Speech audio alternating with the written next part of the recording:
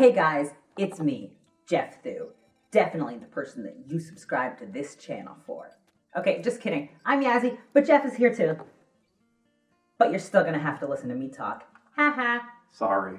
So, in case you're wondering what this is, Yazy has taken it upon herself to build up the content on this second channel so that we've got more stuff for you guys to enjoy. And one of the things that we wanted to do was manga and light novel reviews together. These aren't going to take away from the book club necessarily. They're going to be sort of their own thing that Yazy is in charge of.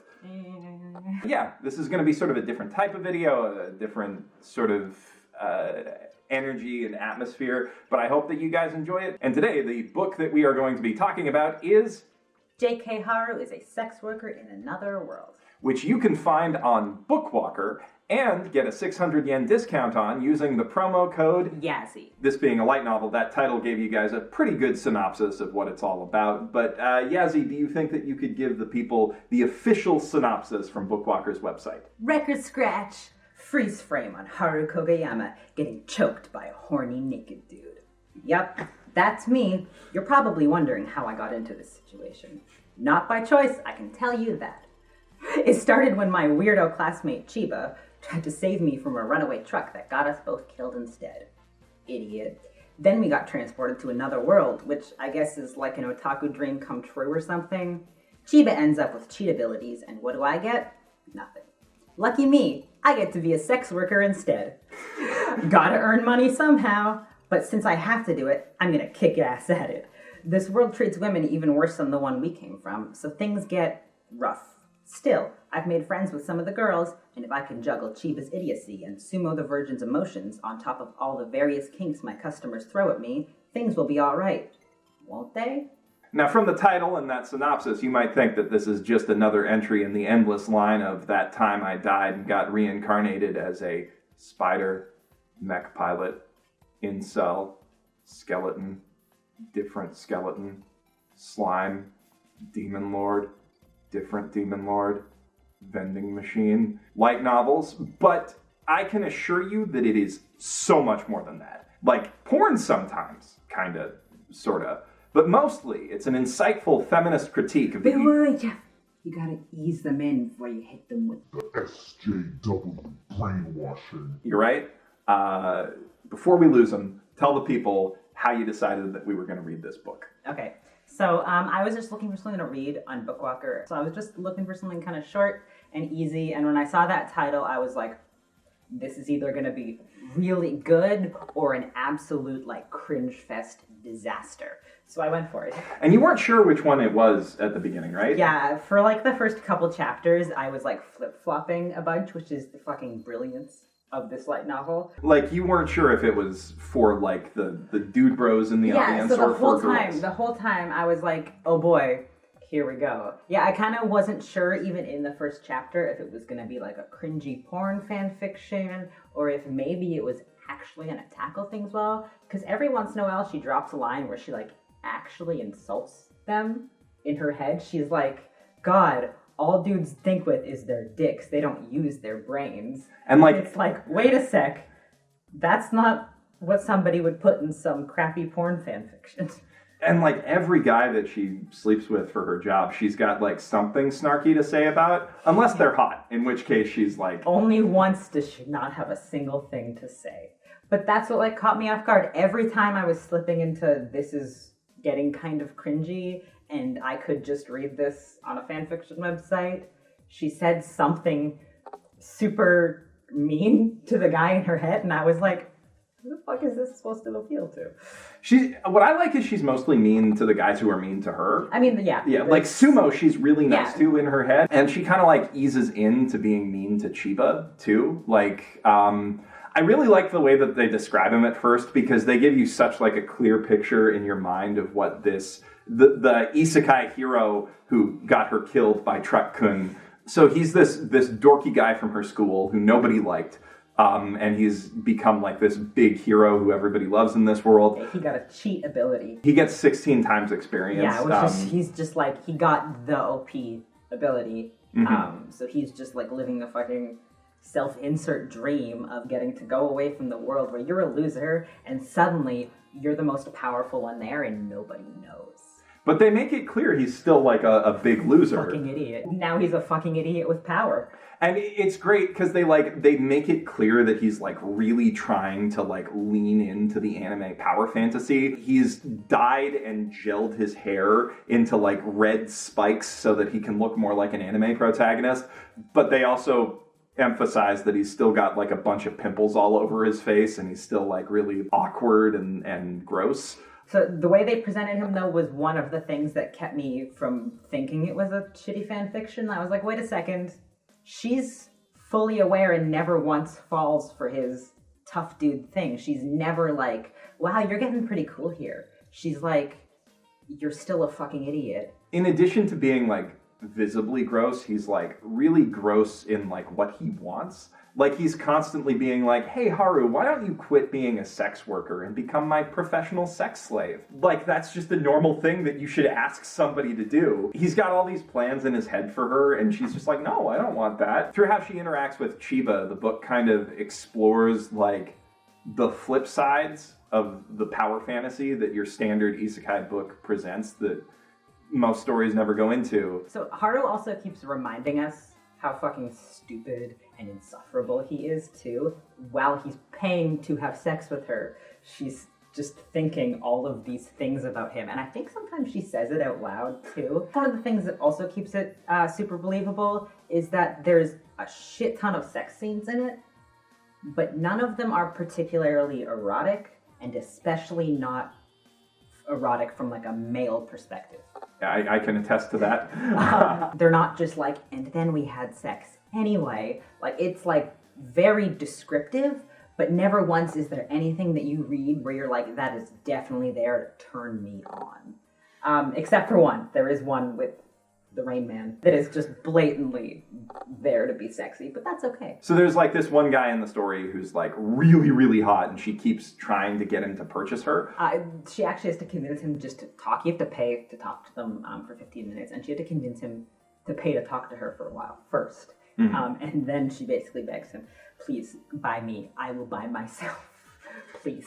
So she finally gets him to pay to have sex with her. And then she says this about his dick. I swear, if I had a smartphone, I would have taken a selfie with it. It would have been my line icon. And the first time he pulls it out, she also exclaims, zucchini, to describe it. And that commentary like really makes, I think, the sex scenes funny. There's like comedy and drama in these scenes and not a lot of eroticism except in that one. But one thing that I genuinely think that this story needed, and while it's kind of obvious that because she's a prostitute it's going to get kind of touchy, basically every single sex scene in this gets very violent, and I think there should have been some kind of warning there. Like, I know it's 18 plus, but there should have been just something. Yeah, like a trigger warning, because just like being like, not only is this rape, but it's like violent at some points. Rape, like, extremely violent, and like not every scene's like that. No, but basically every single one has some level of violence to it. Like they're coercing her in some way or doing something she's not into. Dubious consent, you know? Yeah. She's consenting because she's a prostitute, but she's consenting because she has to. And I do think that should have had some kind of forewarning. But the way that they handle it is really good, I would say. Yes, never once is it made sexy. Is her being in pain or somebody else being abused sexy, ever. I think that's one of the most positive things about this is like there's a few scenes where like she absolutely gets like her consent taken away from her entirely by just complete monsters. And by showing that from her perspective, it really highlights how awful that experience is in a way that like basically no isekai that touches on that subject matter does, because they're all there so that the boy can swoop in and be like, hi, I'm the hero, and also I got to see a little bit of your naked bits, but that's okay because I saved you because I'm the hero and you should sex me. Please? And I guess that uncomfortable stuff kind of really solidified it in my mind as, oh, this isn't some like male fantasy isekai bro like everything else. It's actually one giant middle finger to the isekai bros. And they gave a middle finger back. Actually, when I was halfway through the book, I read this review. I looked up reviews because I was wondering, when I started to catch on to the themes in it, I was like, I wonder how this was taken. So I looked it up. When you read this novel, you will realize the general writing style leaves one cold. The whole story revolves around a woman being born into another world and has to deal with the sexist world as it pokes fun at the isekai genre that is targeted towards the male audience. That is all there is to the story. The novel is here because it likes to make fun of another genre. The book itself is like 80% emotionless work-like sex, with an inner dialogue that is like, oh god, this guy can't even keep it up, and I can't believe this fucking world doesn't even have condoms. The guy who Does she even say that? No, she doesn't. I thought she was like pretty stoked about the grass stuff they stick up there. Yeah, I don't remember, but I'm pretty sure she's like, The guy who gets isekai'd with her gets harem. It's a radical feminist book through and through. Sorry, can I interrupt one more time? Radical feminist, yes, because it's so radical to say stuff like, sex slaves are a bad thing. And women can eat alone. You would be dead set to find a review that doesn't praise this novel like it's the second coming of Jesus, all because it pokes fun at the isekai genre. Nearly every review here is written by a woman because they love how this novel breaks the isekai genre that are usually sexist and misogynistic. These ladies need to realize that the isekai trend is really going all sorts of directions. There's also a series where the MC works as a pest exterminator in another world. There's at least 2 isekais about a restaurant in another world, an isekai focused on farming, reverse isekai where a demon girl is part-timer, an isekai where the MC is equipped with guns in a fantasy setting, an isekai with a doctor pharmacist. Then there are isekai novels. Man, I did that shit as a fucking joke at the start of this video, and now he's doing it for real. An isekai with a doctor pharmacist. Then there are isekai novels with reverse harems for ladies, which is as popular as harem is for the boys. You will literally find any sort of isekai stories out there today, like the one here whose sole purpose is to make fun of the nerds who love isekai genre. In a nutshell, this novel goes out of its way to brutal deconstruction of otherworld stories. 1 star out of 5. Who would have guessed that? 1 star out of 5. So there it is. The book has officially accomplished its mission. Yeah. It made the people that wanted to feel uncomfortable about isekai tropes uncomfortable. This guy clearly was fucking furious that somebody dared point out how absurd his favorite genre is. And the whole time he's like, there's other stories that you can read if you don't like the usual isekai. Like this one. Yeah. Isn't this a different story? You know what I mean? He was like, you can just go read the ones for girls. Like this one? All the other isekai are okay, but this one's not. Mm-hmm. Because it points out that my isekai is not okay. That review really shows that this is accomplishing its goal of like exposing how from any other perspective aside from the protagonist, the male power fantasy that's presented in the isekai genre is really taxing on anybody who would be involved in it. You know, Chiba is like, he's convinced that he's gonna have a harem because that's what animes told him. Work. Yeah, that's how they work, therefore I must. And he's coming back to this bar to like tell her about his adventures, and then they show different perspectives from like the tavern girl of like what it would be like to be forced into the supporter role in these adventurer parties, because it's not just the sex workers who are focused on in the non-sex parts of the story. There's also this really cool character. So because Chiba isn't getting what he wants from what's supposed to be his new isekai harem, he goes to find somebody who will give him what he wants, and who he finds is a girl named Kyori. So she is a healer, and in this world, all women, the only battle role they can take is as a healer, and they are not allowed to go out by themselves. They have to be accompanied by a male adventurer. So of course, that means he has to go find himself a healer. So Kyori is like a huge pushover at the beginning when Haru meets her. Haru's not like jealous or anything. She's just like, whatever takes him off my hands. So Haru watches how Chiba and Kyori interact, and she's kind of like, hey, Hyori, you're kind of better than that, or rather, Chiba, you don't deserve anything. So she kind of, I guess, slowly starts to introduce Hyori to her ideals of a female world, which is going out to eat on your own. And she talks to her and says, hey, guess what? If a dude treats you like shit, go find another dude. Yeah, I mean, she's basically like this idealized anime girl who looks up to him because he's a big hero, and she finally gets her hero. You know, she's like, I got my adventure. I get to have a purpose. Like, and she's super pretty. And like later in the story, we see some chapters from her perspective, and like she's a healer from a specific church, so all of the adventurers who these healers work with expect to sleep with them, but because they're from a church, they also expect them to be virgins. And there's all of these different gross expectations placed on her. Haru kind of helps break her away from those slowly, but kind of effortlessly too. Like, she's not like looking at her, she's not like, wow, that girl's treated like shit and I need to help her.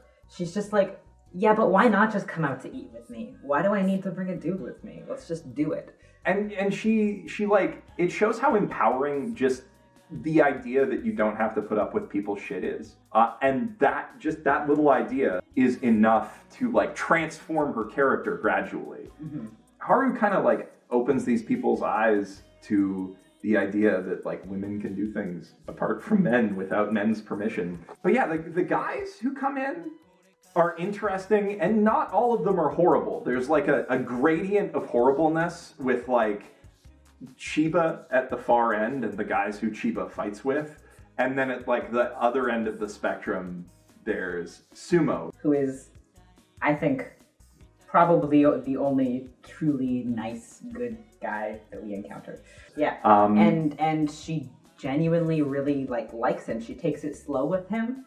Like, he doesn't want to buy her at first. He just wants to talk. He comes in and pays a lot of money to talk to her. Yeah. And she's never like super pushy with it, and she's happy to talk to somebody who's just nice to her. He's just kind of a breath of fresh air in between all of the kind of crazy, angry people.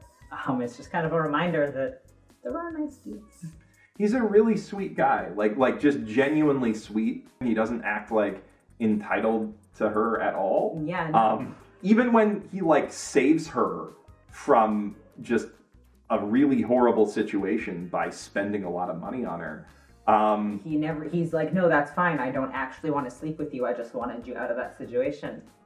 So on that note, we have now hit one part that we want to talk about that is kind of spoilery. I don't think it's a big spoiler. We're not going to talk about what happens in the ending. It's just kind of like a plot point that I can see some people being like, man, it would have been fun to discover that on my own, but I don't think it's going to change your enjoyment or feel like you're already aware of it. And you might enjoy it more knowing what's coming because there's a lot of cool hints to it. But anyway, if you want to avoid that and just skip to our final recommendations, you can click this thing here and make sure that you stick around after that for her coupon code again. So while they spend the whole story kind of drilling in that Chiba got the ultimate OP skill and she got absolutely nothing because she wasn't paying attention when they were speaking with the god who gives powers, like any teenage girl would. Yeah. Turns out that Haru did meet God, and she did get a power from him, and it's more OP than Chiba's. Yeah. Her power, drum roll to the ultimate fuck you to Isekai bros, is she gains the skill of anybody who comes inside of her. And their experience points. And it's a pretty clever skill, all things considered. That is the ultimate skill for somebody who works as a sex worker. Holy shit, because everybody in this world has a skill. Yeah. God gives everybody an ability, and some of them are more useful than others, but Haru makes a point to find a use for every single one to improve her life and the life of everybody around her, or at least all the women around her. And the way that they sort of like drip feed the information about that ability to you over the course of the story, like give you these little hints as to what's going on, is really cool. At one point, she's just like, oh, I've started learning how to cook since I got here. And at another point, she's like, you know, my ass has gotten a lot nicer recently, and Choky Guy has decided to buy me more. But also, like, I never once was like, wait a second, why is that happening? Which is really funny. Yeah, you just assume greater passage of time. I just assume isekai, that's how it works. Women get sexier when they learn new sexy things, you know? Mm-hmm. They describe it as sort of like a gotcha thing, right? So, like, people get, like, random abilities that might be completely useless to them. Turns out Sumo's got a pretty good one, without spoiling things. But also, that's not just, like, the end of the story. That is just a plot point. And from there, they just, like, completely throw trying to hide that it's for isekai bros out the window. They are no longer subtle, and it's just, like, full steam ahead from there. If you're in there for literally any of, like, the women's liberation content of this story, let's just say it's a very cathartic ending. Every single page, I was like, oh, I want to know what happens next. I want to know what happens next. They don't, like, overload you with too much information that doesn't matter. So, yeah, we both really like this book, I think. Who specifically would you recommend read this book? Honestly, literally anybody who's made it this far in the video. Without getting mad about what we're saying? Yeah, and if you heard that review and you laughed with us, you need to read it. The only kind of, if I was really going to say you shouldn't read it, are people who can't handle the violence that comes with the sex. Like we said, it does get, like, really violent at some parts, and if you're kind of squeamish, or if you have kind of a maybe past history or a trauma, it can be very, very hard to read. So those are the only people who I would say shouldn't. Honestly, I would also recommend it to the kind of person who does get a little bit riled up at the implication of any kind of, like, feminist take on the isekai genre. But only a little riled up, because if you're past a certain point... If you're past a certain point, this won't speak to you at all. But if, like, you're just sort of rolling your eyes at that idea, this might actually be really eye-opening for you. It shows off a bunch of different perspectives and makes it clear exactly what kind of behavior is horrible and what kind of, like, masculinity is toxic without being, like, all men. Just most men. Yeah, I would say that, like, if you're the kind of person who's like, get politics out of my stories, this is entertaining enough that I would say you might still be able to enjoy parts of it and maybe open yourself up to the possibility of experiencing more stories from different perspectives than the one that's just designed to make you feel good about yourself. And if it does make you mad, please also read it, and make sure you go out of your way to leave another Goodreads review. Please. So that we can read it. They're so fun. Please. Please and thank you. If you could also just copy-paste that to the comments below. So that everybody gets to know. What you think of this book, we'd really appreciate that. Yazy, it's your video. You got to do the outro and tell the people about Bookwalker. Right. Sorry. So,